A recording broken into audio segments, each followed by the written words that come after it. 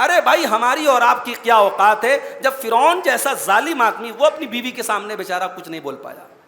جب موسیٰ علیہ السلام گود میں آئے حضرت آسیہ کے, اور حضرت آسیہ نے اپنے شوہر سے کہا کہ اس بچے کو قتل مت کرو. فرعون کا آرڈر تھا کہ جتنے لڑکے پیدا ہوں گے سب کو قتل کر دیا جائے, اور یہ بھی لڑکا تھا. حضرت موسیٰ بچے تھے, لڑکے تھے. مگر جب بیوی نے کہہ دیا کہ قتل مت کرو تو کہتا ہے ٹھیک ہے بھائی چلو تمہاری بات ہے تو مان لیتے ہیں.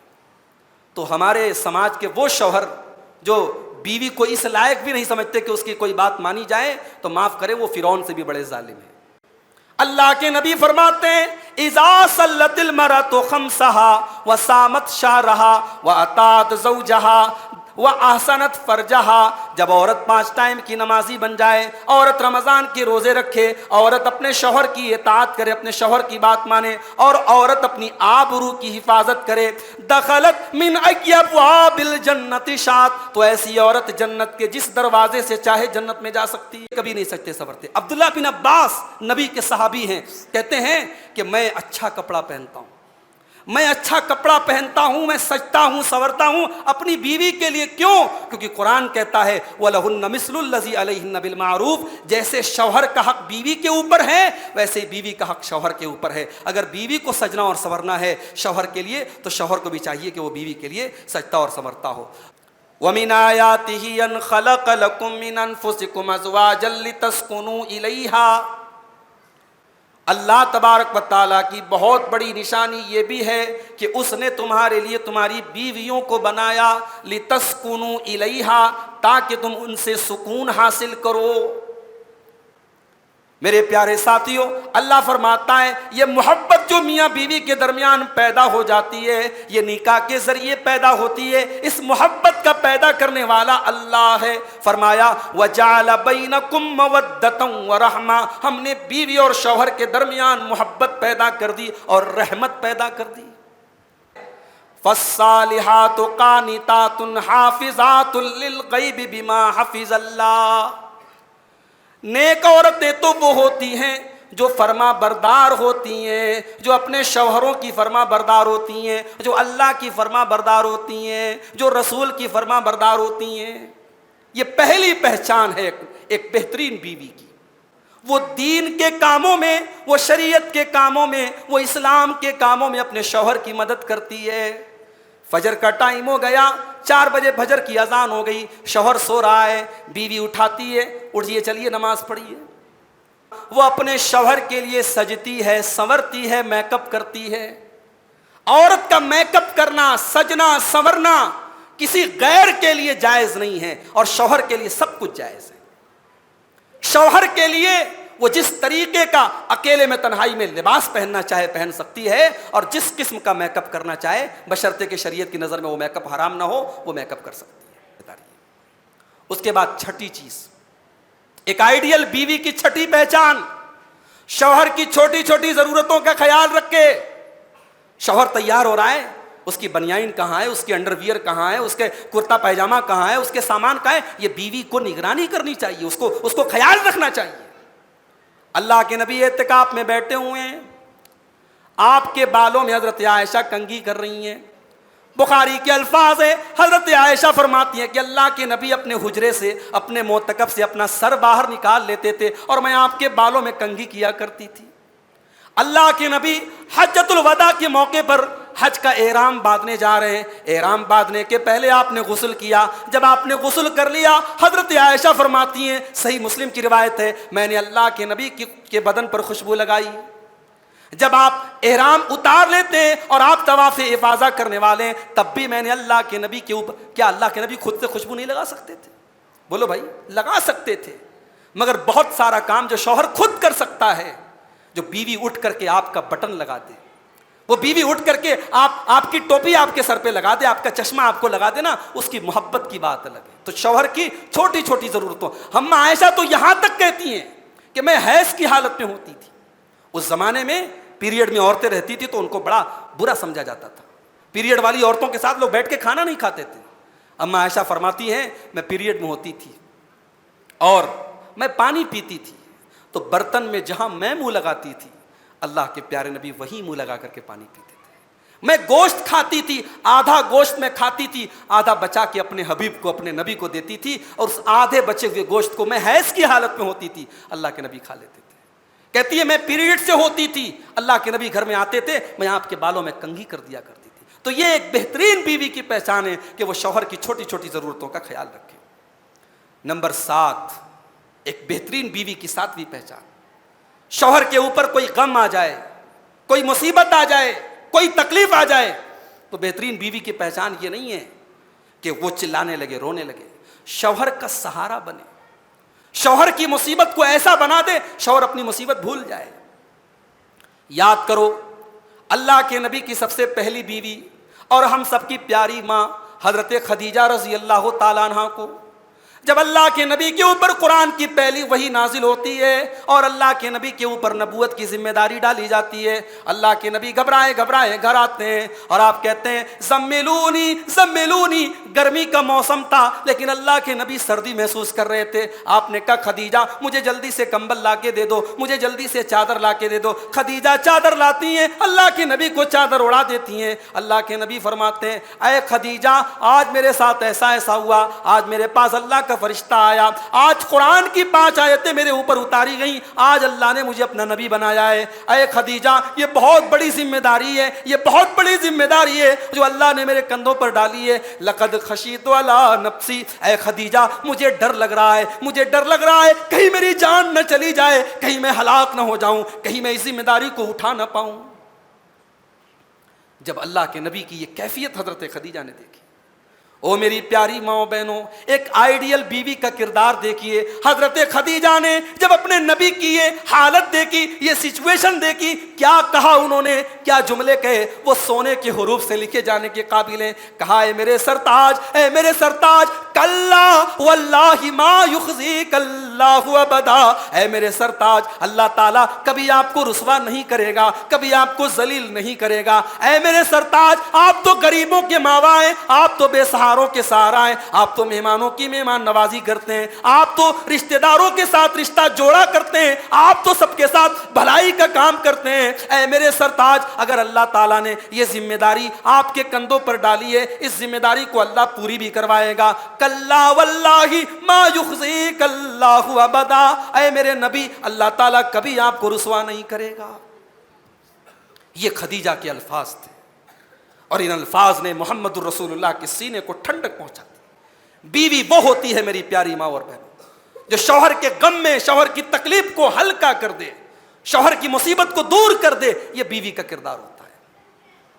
ایک اور واقعہ دیکھیے، حضرت ام سلیم رضی اللہ تعالیٰ عنہ، یہ وہ صحابیاں ہیں کہ صحابہ کہتے ہیں ان سے زیادہ برکت والی کوئی عورت ہم نے نہیں دیکھی۔ یہ ام سلیم جو ہے یہ انس بن مالک کی ماں ہے۔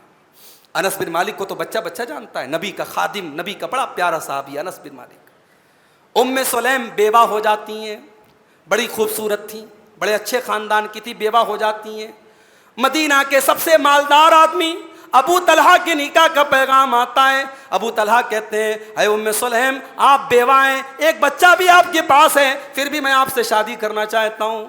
ام سلیم جواب دیتی ہیں مثلو کا لا یرد، اے ابو طلحہ آپ کا رشتہ بہت اچھا ہے، آپ کے جیسے انسان کا رشتہ ٹھکرایا نہیں جا سکتا ہے، لیکن اے ابو طلحہ میں اللہ کی توحید کو ماننے والی، آپ تو شرک کرنے والے، آپ پتھر کے بتوں کے آگے سجدہ کرنے والے، میں آپ کے ساتھ نکاح نہیں کر سکتی۔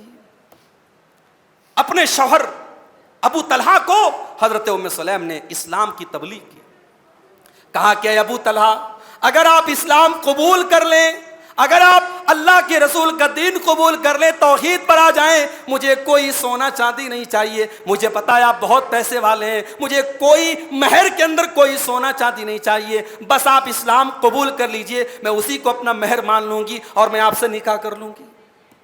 صحابہ کہتے ہیں دھیرے دھیرے ابو طلحہ کے دماغ میں توحید آنے لگی، ابو طلحہ نے اسلام قبول کر لیا اور مدینہ کی ایک لوتی عورت ہیں جن کی شادی میں مہر ان کے شوہر کا اسلام بن جاتا ہے، کوئی روپیہ پیسہ، کوئی کیش، کوئی جیولری نہیں، شوہر کا اسلام ان کے نکاح کا مہر بن جاتا ہے۔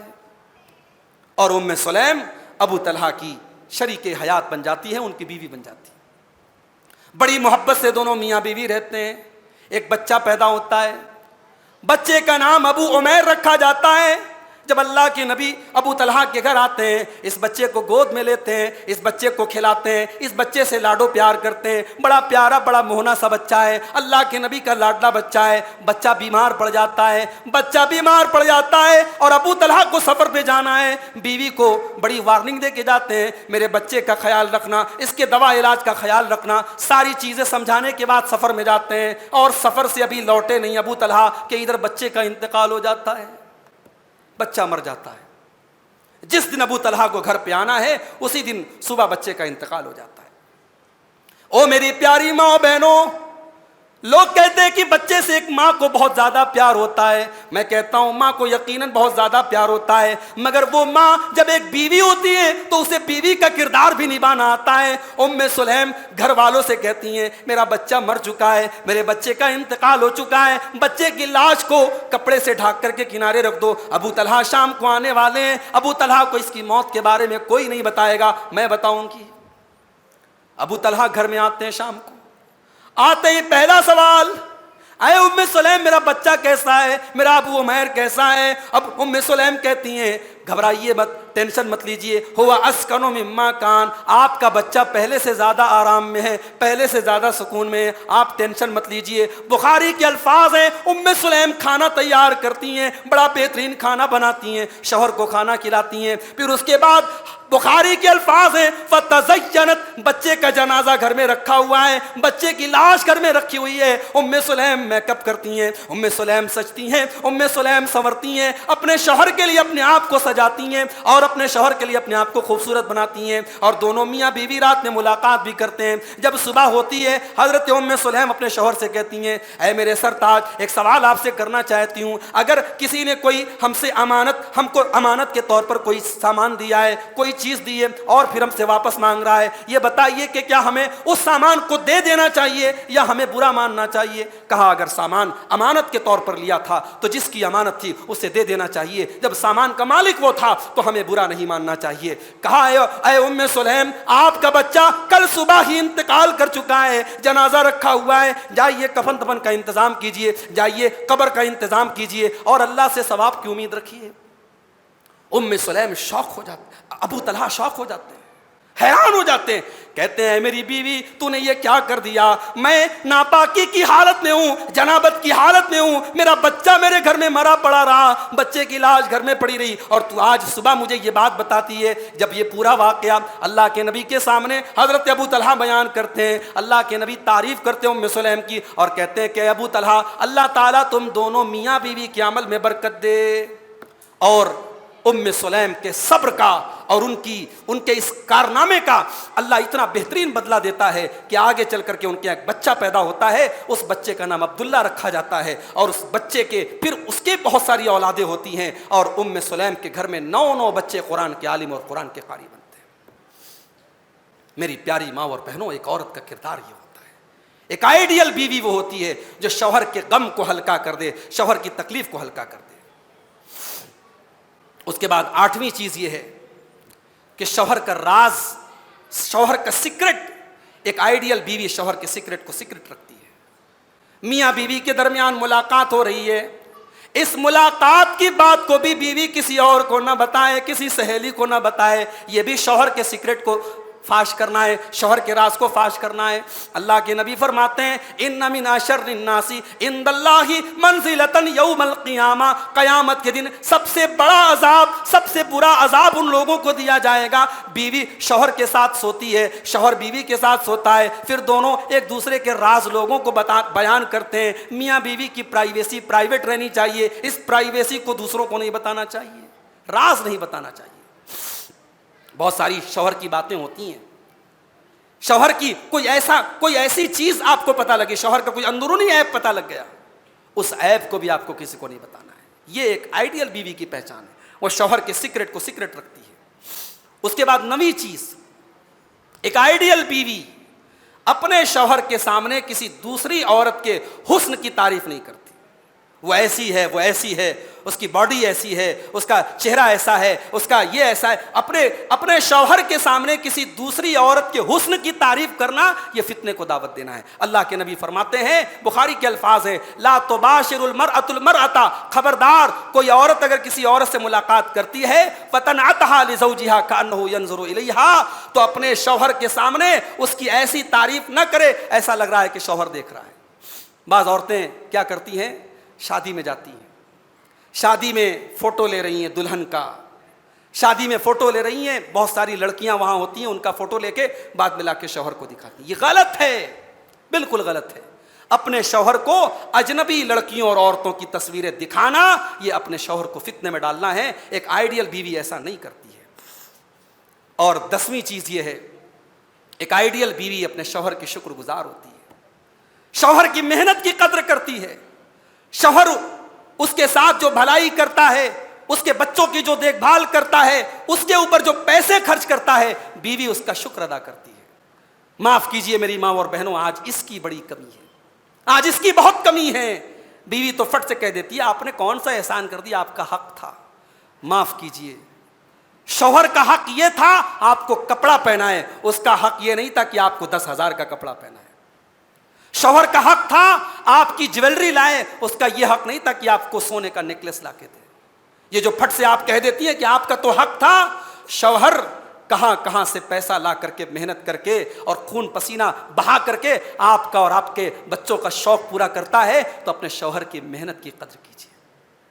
کتنے شوہر ہیں، میں کتنے ایسے دوستوں کو جانتا ہوں 2 سال تک سعودی عرب میں رہتے ہیں، 2 مہینے آپ اپنی بیوی کے بغیر نہیں رہ سکتے، 2 سال تک بیوی بچوں سے دور سعودی عرب میں کام کر رہے ہیں. کس لیے کام کر رہے ہیں بھائی؟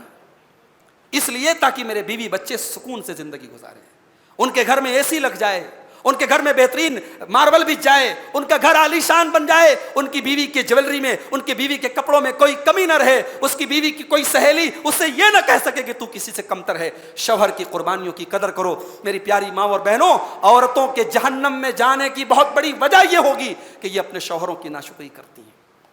عید کا خطبہ تھا، اللہ کے پیارے نبی عید کا خطبہ دے رہے تھے. جب آپ عورتوں کے درمیان تقریر کرنے کے لیے گئے، آپ نے فرمایا تصدقن فإنی اوریتکن اکثر اہل النار، اے عورتوں صدقہ خیرات کیا کرو، میں نے تم کو بہت زیادہ جہنم میں دیکھا ہے. ایک عورت نے پوچھا، اے اللہ کے نبی آپ نے ہم کو کیوں زیادہ جہنم میں دیکھا ہے؟ آپ نے فرمایا تکثرن اللعن وتکفرن العشیر، تمہارے اندر 2 چیزوں کی خرابی ہے، تم لان تان بہت زیادہ کرتی ہو، زبان پر کنٹرول بہت کم ہے، زبان سے جب بکنا شروع کرتی ہو کیا بول دو گی کچھ نہیں پتا، اور دوسری چیز وَتَكْفُرْنَ الْعَشِيرَ، تم اپنے شوہروں کی ناشکری کرتی ہو. میری پیاری ماں اور بہنوں، اپنے شوہروں کی شکر گزار بنو، شوہر کی بھلائی کی قدر کرو، شوہر کی قربانیوں کی قدر کرو. ایک عورت ہمیشہ اپنے شوہر کی قدر کرتی ہے. اور آخری چیز، ایک آئیڈیل بیوی کے تعلق سے وہ شوہر کو منا لیتی ہے. شوہر کبھی غصہ ہو سکتا ہے، روٹھ سکتا ہے، تو بیوی شوہر غصہ ہو جائے تو بیٹھی نہیں رہتی ہے، ارے غصہ ہو گیا تو ہو گیا، میں کیوں منانے جاؤں. ایک آئیڈیل بیوی اپنے شوہر کو منا لیتی ہے.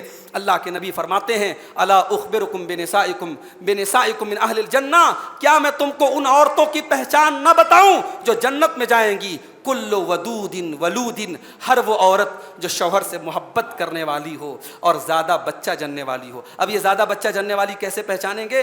رشتہ کرنے کے ٹائم یہ دیکھیں گے اس کے خاندان کی اور عورتیں کیسی ہیں. اگر ان کے یہاں ڈیلیوری اور پیدائش کے معاملات آسان ہیں، اس کا مطلب کہ اس گھر کی عورتیں زیادہ بچہ جننے والی ہیں. تو اگر ایسی عورت مل جائے، ایسا رشتہ مل جائے، اس کو ترجیح دیا جائے. اللہ کے نبی فرماتے ہیں کہ ہر وہ عورت جو زیادہ محبت کرنے والی، زیادہ بچہ جنم دینے والی، اذا غضبت او اسی الیہا او غضب زوجہا، اگر اس کا شوہر ناراض ہو جائے، اس کا شوہر غصہ ہو جائے، تو کہتی ہے ہاذہ یدی فی یدک، یہ میرا ہاتھ تیرے ہاتھ میں ہے، لا اقتحل بغمض حتی ترضى، میں رات میں سوؤں گی نہیں جب تک تو راضی نہیں ہو جائے گا. جب تک شوہر خوش نہ ہو جائے، جب تک شوہر راضی نہ ہو جائے، وہ رات میں آرام نہیں کرتی ہے، اس کی آنکھوں سے چین غائب ہو جاتا ہے. یہ ایک جنتی عورت کی پہچان ہے. میرے بھائیوں، آج ذرا سی بات پہ طلاق تک نوبت آ جاتی ہے، چھوٹی چھوٹی باتوں پر آج گھر بگڑ جاتے ہیں، تباہ ہو جاتے ہیں. ایسا نہیں ہونا چاہیے. یہ رشتہ بڑا پیارا رشتہ ہے، یہ اللہ کا بنایا ہوا رشتہ ہے. اس رشتے میں یہ رشتہ اگر ٹوٹ جاتا ہے، اگر طلاق ہو جاتی ہے، سب سے زیادہ اگر کوئی خوش ہوتا ہے تو شیطان خوش ہوتا ہے. ہے۔ اللہ کے نبی فرماتے ہیں کہ روزانہ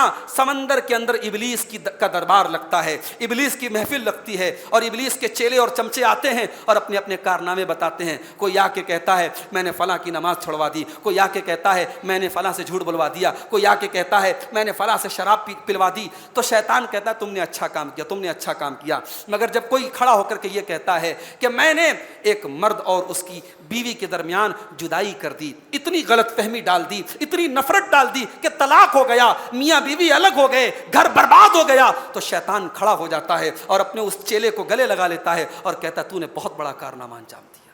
تو یہ گھر کا تباہ ہونا اور میاں بیوی کے رشتے میں درار کا آنا یہ شیطان کو بہت پسند ہے۔ میں ٹاپک کے دوسرے پوائنٹ پر آتا ہوں، ایک بہترین شوہر کی کیا پہچان ہے؟ سب سے پہلی پہچان یہ ہے، ایک بہترین شوہر اپنی بیوی کے ساتھ اچھا سلوک کرتا ہے، اپنی بیوی کے ساتھ بہترین سلوک کرتا ہے۔ میرے بھائی، اگر اپنے پڑوسی کے لیے آپ بہت اچھے ہیں، اپنے مسجد کے نمازیوں کے لیے آپ بہت اچھے ہیں، اپنے محلے والوں کے لیے آپ بہت اچھے ہیں، اپنے رشتہ داروں کے لیے آپ بہت اچھے ہیں، مگر گھر میں بیوی کو رلاتے ہیں، گھر میں بیوی کی آنکھوں میں آنسو لاتے ہیں، بیوی کو تڑپاتے ہیں، بیوی کو تکلیف دیتے ہیں، میرے نبی کہہ رہے ہیں کہ آپ اچھے نہیں ہیں، آپ اچھے نہیں ہیں۔ اللہ کے نبی فرماتے ہیں خیرکم خیرکم لأہلہ، تم میں سب سے بہترین انسان وہ ہے جو اپنی بیوی کے لیے اچھا ہو، اپنے اہل و عیال کے لیے اچھا ہو۔ وَأَنَا خَيْرُكُمْ لِأَهْلِي، اور اللہ کے نبی فرماتے ہیں کہ میں اپنی بیوی کے لیے، اپنے گھر والوں کے لیے سب سے اچھا ہوں۔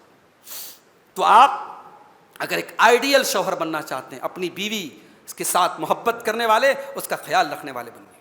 دوسری چیز، ایک آئیڈیل شوہر وہ ہوتا ہے جو اپنی حیثیت کے مطابق بیوی پر خرچ کرتا ہے۔ میں یہ نہیں کہتا کہ حیثیت کے باہر آپ چلے جائیں، آپ کی کمائی اجازت دیتی ہے، اس کمائی میں آپ جتنا اپنی بیوی کے شوق پورے کر سکتے ہو کریں۔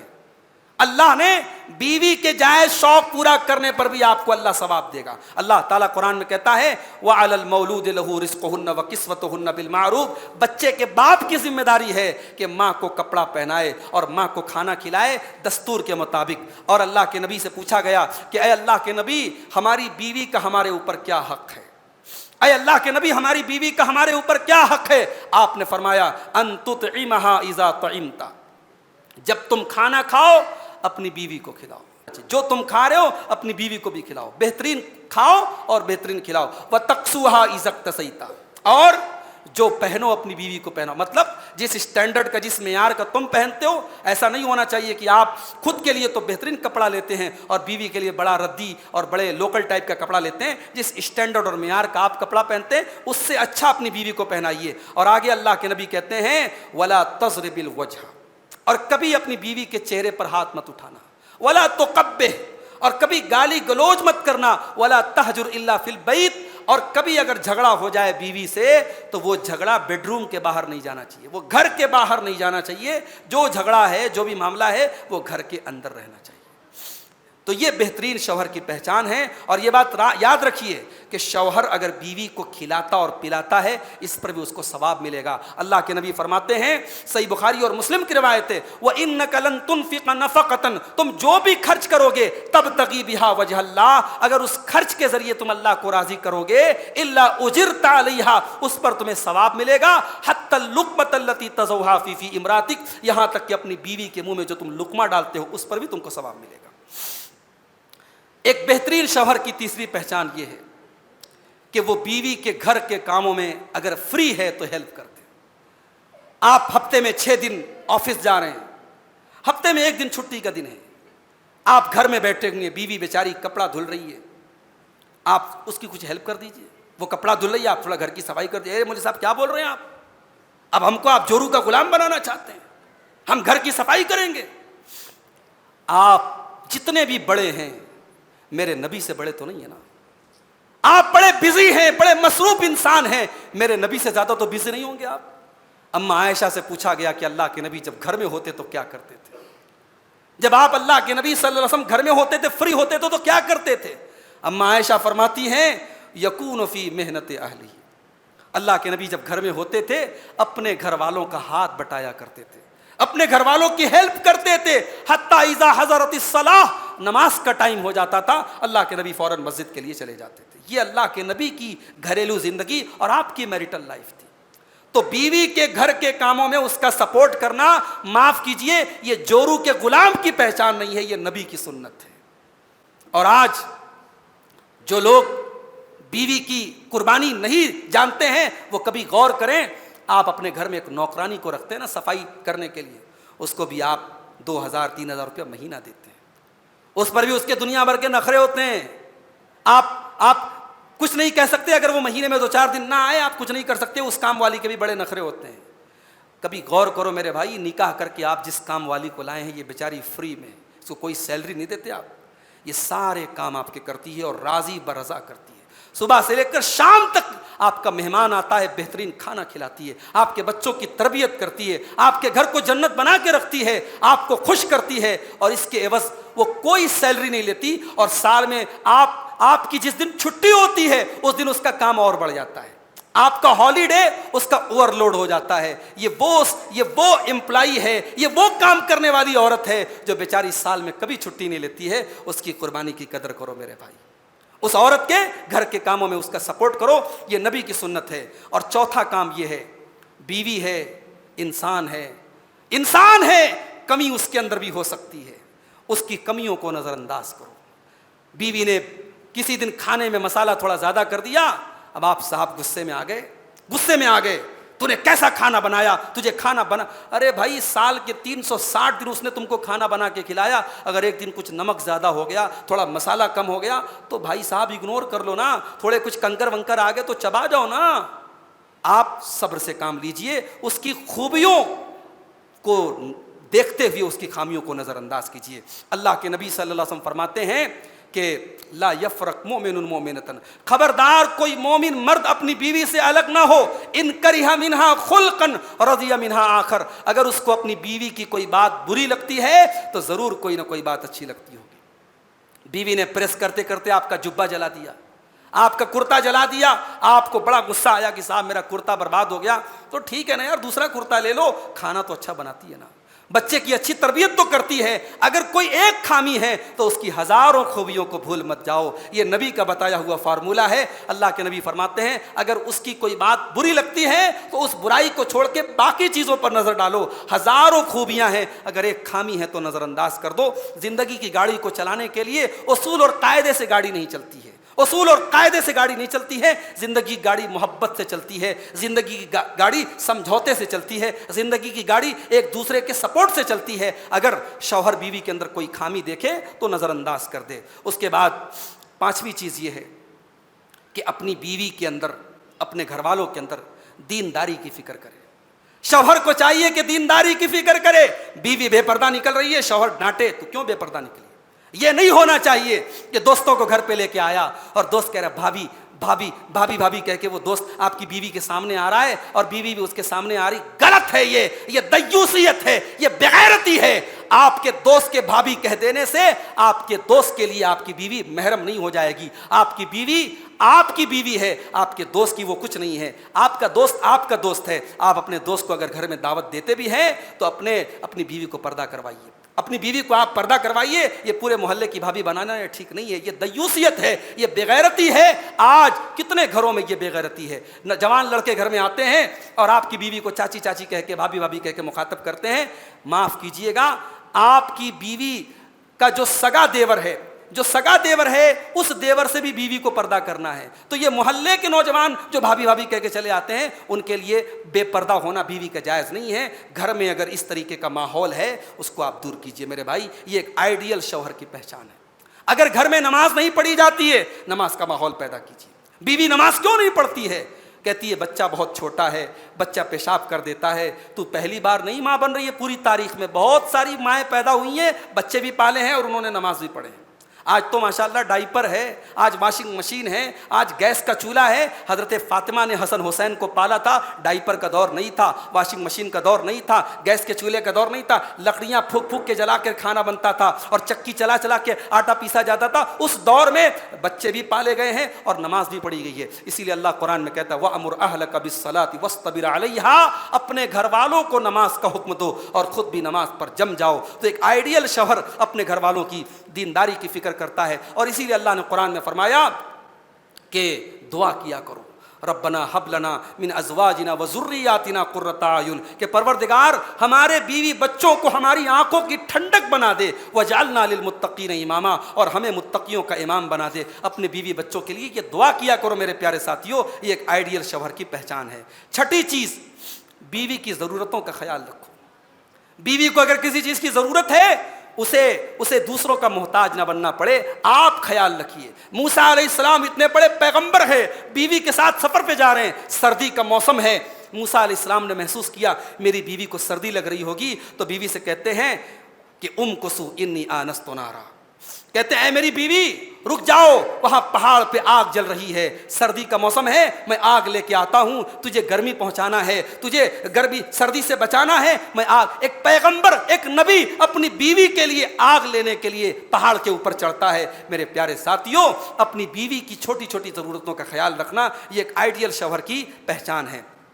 اور ساتویں چیز یہ ہے کہ بیوی کو ستاتا نہ ہو، بیوی کو ستاتا نہ ہو، بیوی کو تکلیف نہ دیتا ہو، بیوی کو ٹارچر نہ کرتا ہو۔ اگر رکھنا ہے تو محبت کے ساتھ رکھ، پیار کے ساتھ رکھ، الفت کے ساتھ رکھ، اور نہیں رکھ سکتا ہے تو طلاق دے دے، لیکن اسے رکھ کر کے اپنے نکاح میں تڑپا مت۔ اللہ نے قرآن میں فرمایا کہ فَأَمْسِكُوهُنَّ بِمَعْرُوفٍ، اپنی بیویوں کو بھلائی کے ساتھ رکھو، أَوْ سَرِّحُوهُنَّ بِمَعْرُوفٍ، یا بھلائی کے ساتھ ان کو جدا کر دو، وَلَا تُمْسِكُوهُنَّ ضِرَارًا لِتَعْتَدُوا، اور ان کو اپنے پاس رکھ کر کے ان کو تکلیف مت پہنچاؤ۔ اور آٹھویں چیز یہ ہے، ایک آئیڈیل شوہر کی آٹھویں پہچان یہ ہے کہ وہ اپنے گھر میں عقیدے کے معاملے میں کوئی کمپرومائز نہیں کرتا۔ بیوی اگر جادو ٹونا کر رہی ہے اور شوہر کو پتا ہے میری بیوی جادو ٹونا کر رہی ہے اور شوہر کچھ نہیں بولتا ہے، بہت بڑا بے غیرت ہے، بہت بڑا بے غیرت ہے، اللہ کے حساب دینا پڑے گا۔ اگر آپ کے گھر میں تعویذ پہنا جا رہا ہے، آپ کے گھر میں نقش و نگار لا کر کے لٹکایا جا رہا ہے اور آپ کو پتا ہے اور آپ نہیں ٹوکتے، نہیں روکتے، نہیں منع کرتے، اللہ کے آپ کی پکڑ ہوگی۔ میرے پیارے ساتھیوں، حضرت عبداللہ بن مسعود رضی اللہ تعالیٰ عنہ بہت بڑے صحابی ہیں، وہ کہتے ہیں میں نے اللہ کے نبی سے فرماتے ہوئے سنا ہے ان الرقا والتمائم والطولة شرک، کہ تعویذ پہننا شرک ہے، گنڈے تعویذ کرنا شرک ہے، الٹی سیدھی چیزیں پڑھ کے دم کرنا شرک ہے، میاں بیوی کے درمیان محبت پیدا کرنے کے لیے جادو ٹونا کرنا شرک ہے۔ جب انہوں نے حدیث بیان کی، ان کی بیوی نے کہا کہ جب میری آنکھ میں تکلیف ہوتی ہے میں ایک یہودی کے پاس جاتی ہوں اور وہ یہودی کچھ پڑھ کے دم کر دیتا ہے اور میری آنکھ ٹھیک ہو جاتی ہے، میری آنکھ کی تکلیف ختم ہو جاتی ہے، اور آپ کہتے ہیں کہ جھاڑ پھونک کروانا غلط ہے، میں تو یہودی سے کرواتی ہوں، میں تو ٹھیک ہو جاتی ہوں۔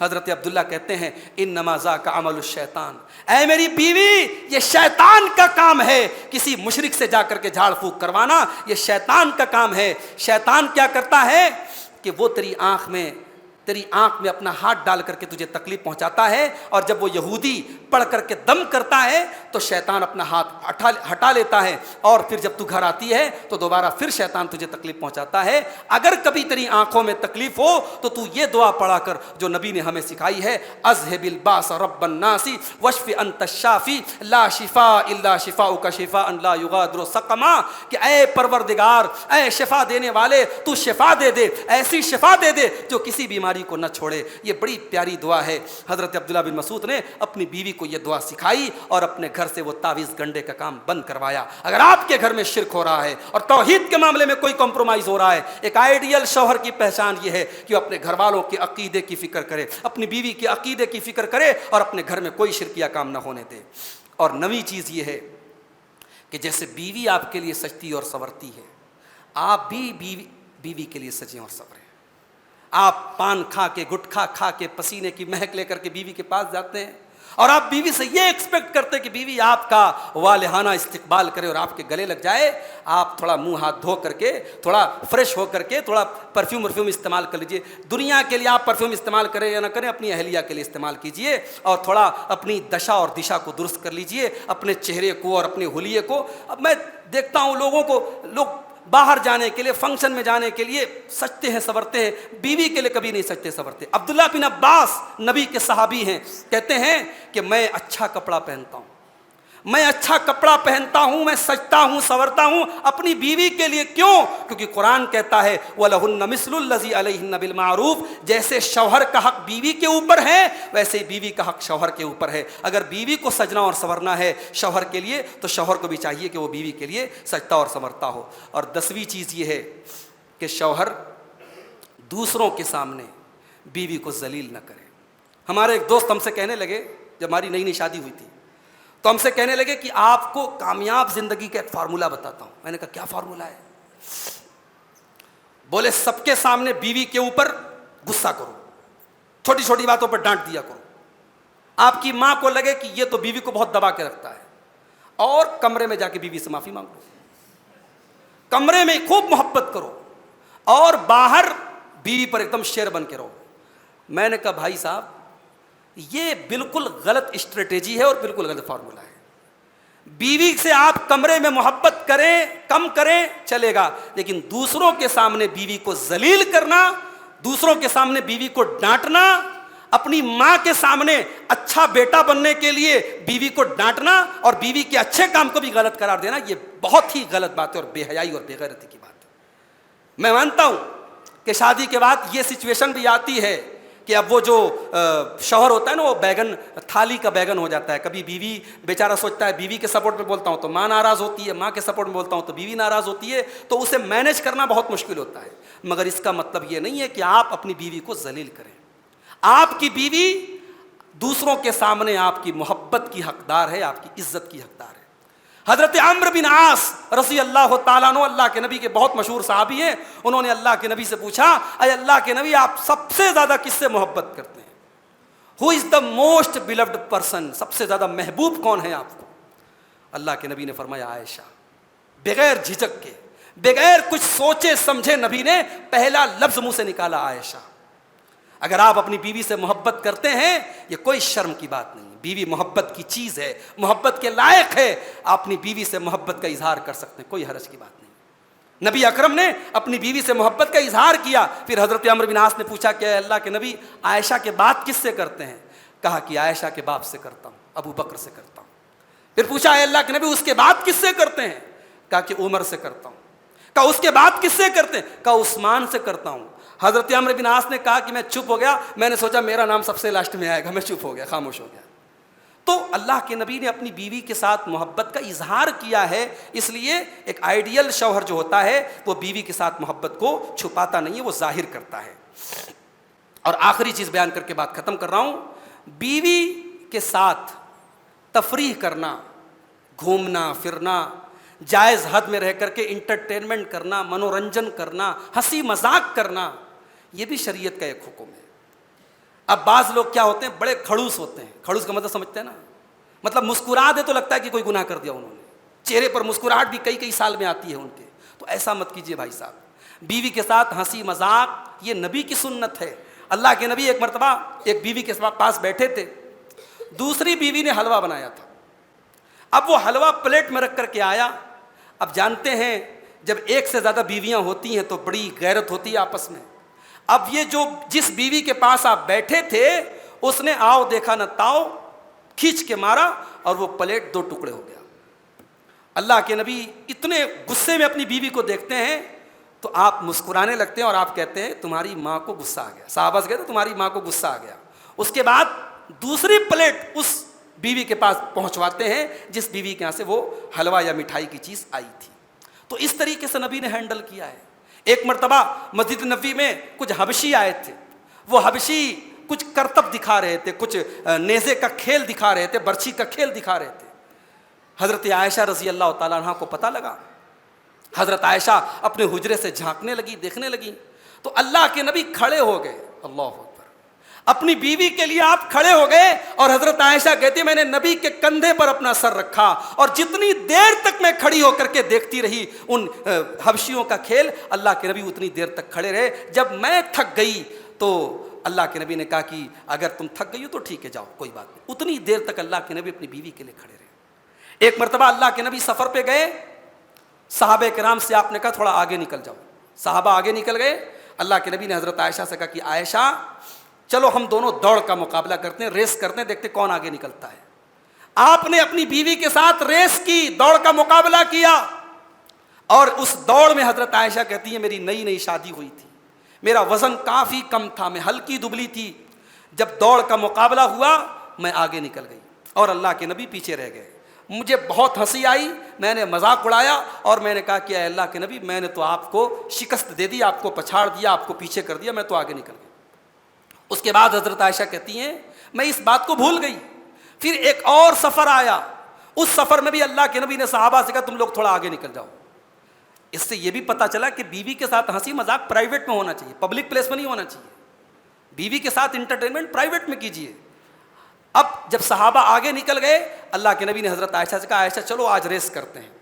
حضرت عائشہ کہتی ہیں اب جب ریس ہوئی تو میں تھوڑی موٹی ہو گئی تھی, میں تھوڑی موٹی ہو گئی تھی. اس سے یہ بھی پتہ چلا کہ بیوی سے محبت کیجئے, اتنی محبت کیجئے کہ وہ ہیلدی ہو جائے, اتنا کھٹائیے مت کہ بیچاری اور پتلی ہو جائے. بعض گھروں میں ایسا بھی ہوتا ہے کہ وہ 60 کلو کی ہوتی ہے اور یہ کھٹا کھٹا کے اس کو 30 کلو کی کر دیتا ہے, تو اس کو محبت دیجیے. حضرت عائشہ کہتی ہیں میں موٹی ہو گئی تھی اور اب جب میں دوڑ میں نکلی تو میں پیچھے رہ گئی. اللہ کے نبی آگے نکل گئے, آپ نے ہنستے ہوئے فرمایا ہاذہ بتلکا, اے عائشہ یہ اس دن کا بدلہ ہے. یہ اللہ کے رسول جناب محمد الرسول اللہ صلی اللہ علیہ وسلم کی زندگی ہے میرے بھائیوں. اللہ کے نبی ایک بہترین شوہر بھی ہیں اور ہمیں اور آپ کو اس حوالے سے بھی اللہ کے نبی کی سیرت کو پڑھنے کی ضرورت ہے. تو ایک آئیڈیل بیوی اور ایک آئیڈیل شوہر کی پہچان میں نے آپ کے سامنے بیان کی. رب العالمین ہم سب کو جو ہم میں سے شادی شدہ ہیں ان کی شادی شدہ زندگی کو اللہ تعالیٰ خوشگوار بنا دے. اللہ شوہروں کو بہترین شوہر بنا دے, اللہ بیویوں کو بہترین بیوی بنا دے.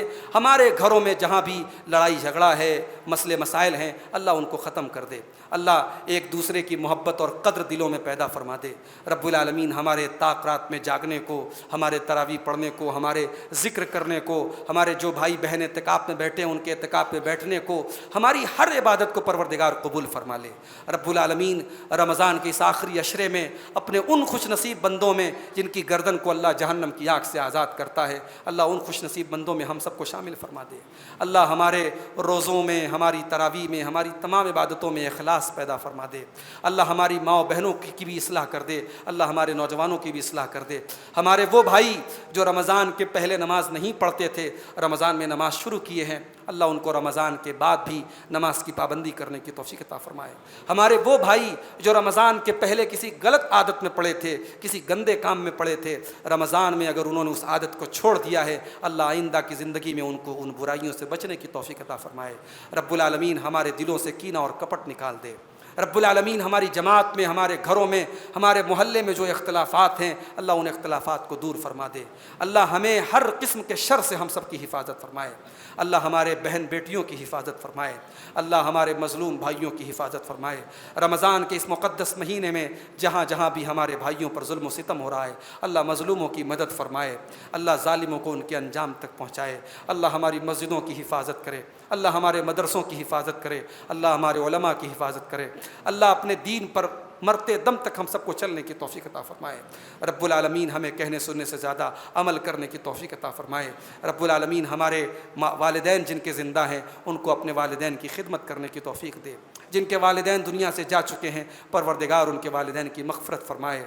رب العالمین ہم میں سے جو قرض دار ہیں ان کے قرضوں کی ادائیگی فرما دے.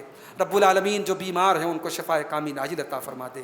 جو روزگار سے پریشان ہیں اللہ ان کے کاروبار میں برکت نصیب فرمائے, ان کو حلال روزی عطا فرمائے.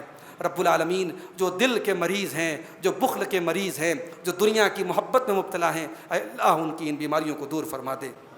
رب العالمین ہم گنہگار خطا کار لیکن تیری رحمت کے امیدوار ہیں. اے اللہ ہم گنہگاروں کو اپنے رحم و کرم سے معاف فرما دے. اے اللہ ہمیں تو جنت الفردوس میں ہم سب کو اکٹھا ہونے کی توفیق عطا فرما. اے اللہ جب تک ہم دنیا میں زندہ رہیں اسلام پر زندہ رہیں اور ہم سب کا خاتمہ ایمان پر ہو. آمین. ربنا تقبل منا انک انت السمیع العلیم وتب علینا انک انت التواب الرحیم. وصلی اللہ تعالی علی نبینا محمد وعلی آلہ وصحبہ اجمعین. والسلام علیکم ورحمۃ اللہ وبرکاتہ.